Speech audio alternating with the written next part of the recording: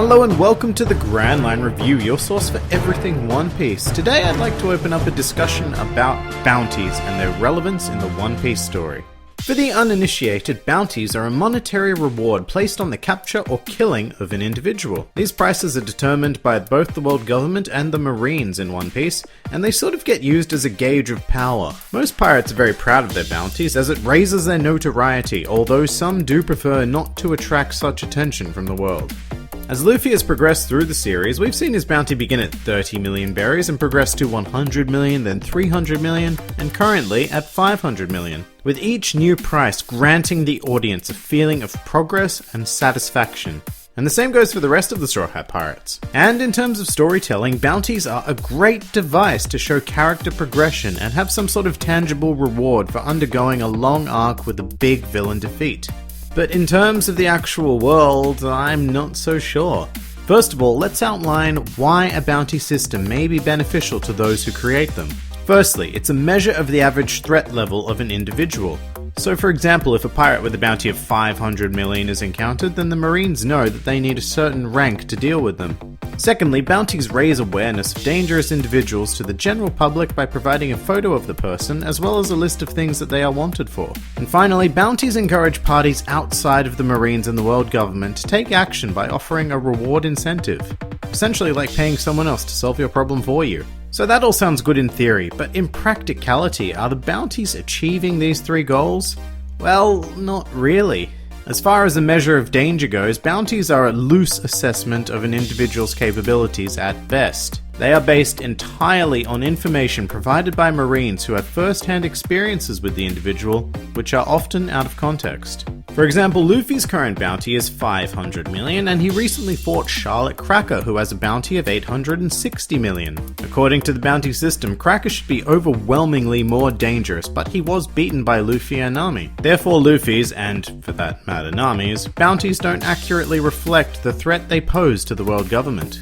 There are also situations like Chopper's joke bounty, where the world government is spreading misinformation unintentionally due to their own poor research methods. So as a measure of threat level, look, it's better than nothing, but the system is incredibly flawed. As for warning the general public about potential dangers, the bounties do an alright job, but they're also not without major flaws.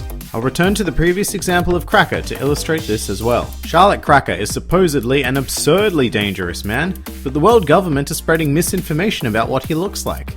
Instead of a photo of him, all they managed to capture was a photo of his biscuit armor. This means that anybody who encounters the real Charlotte Cracker has absolutely no idea of the danger they're in. Now, if this was just one situation, then perhaps we could overlook it, but it's actually a bit of a trend. On Frankie's bounty poster, we actually have a photo of Frankie Shogun. So once again, if the real Frankie just strolls on in, nobody is actually aware of who he is. Meanwhile, for a time, Sanji's bounty poster just plain featured a drawing of the wrong person, causing unnecessary attention to Duval, a man who, very unfortunately, looked exactly like the drawing of Sanji. The world government's research just isn't thorough enough and can mislead the public, which is the exact opposite intention of distributing bounties to raise awareness in the first place. Finally, in regards to offering a reward to somebody else to do their dirty work for them, who exactly is going to be collecting these bounties?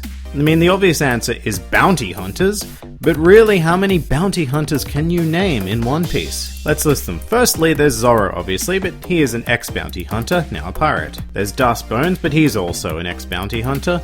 There's Johnny and Yosaku, some members of Baroque Works, as well as a handful of fighters at the Corridor Coliseum. Oh, and I think the Frankie family were also bounty hunters. But how many majorly powerful characters are bounty hunters?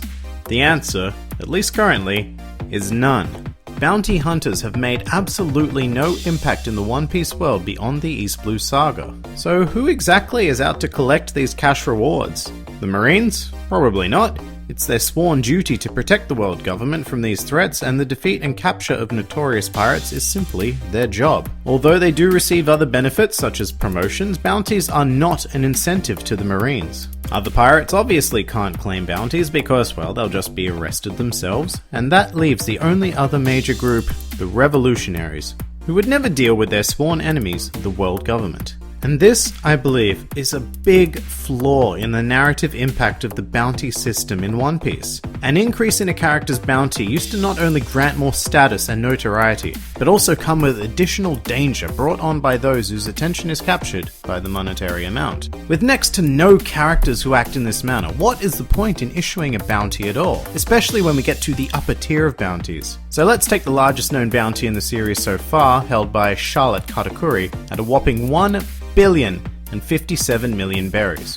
Now when you get to this point, who could possibly take him out and claim that reward?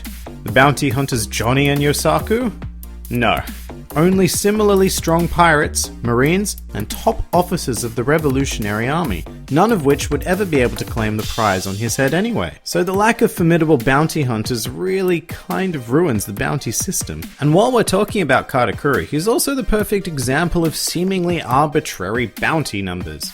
I mean, 1,057,000,000 berries is oddly specific. How exactly did the world government land on that number? It's not like Dragon Ball, where a power level is a direct depiction of strength and thus can be exact numbers. The world government more than likely only have a general idea of Katakuri's capabilities, so how have they landed on 57? Especially after already being above 1 billion berries. I mean, if somebody brought them Katakuri's head and demanded around 1,060,000,000 berries, would they just frugally reject the offer, not wanting to spend a measly extra 3 million berries on him? Really, how much more dangerous does the guy have to be to earn that extra 3 million? Alternatively, how much more dangerous is he already that he didn't just end up with 1,050,000,000?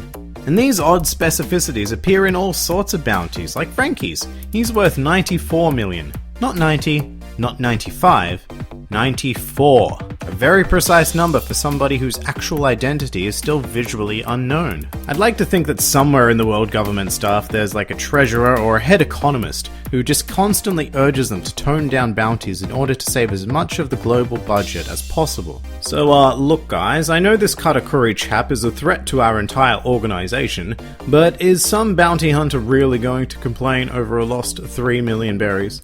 We could use that money elsewhere to invest in infrastructure. A couple of million berries here and there adds up.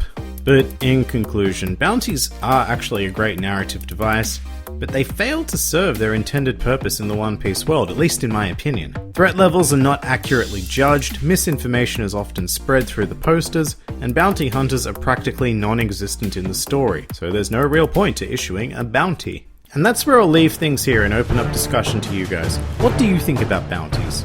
Leave your thoughts in the comments below, and if you enjoyed this video, then please feel free to like, favorite, or subscribe. This has been the Grand Line Review, and I'll see you next time.